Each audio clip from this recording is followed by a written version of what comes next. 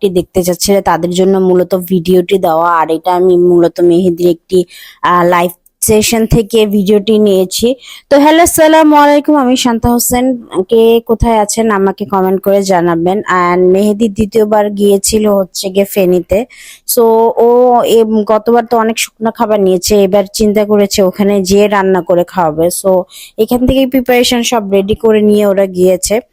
তো ওইখানে যে ওরা খাবার বিতরণ করেছে, খিচুড়ি। আর এবার ওই এলাকার মানুষ সবাই নাকি ওদের অনেক অনেক অনেক বেশি সাপোর্ট অ্যান্ড হেল্প করেছে।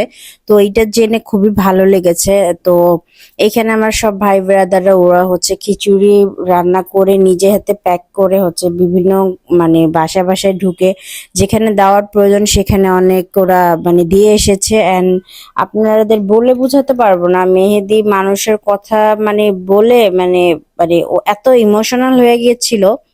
তো যাই হোক।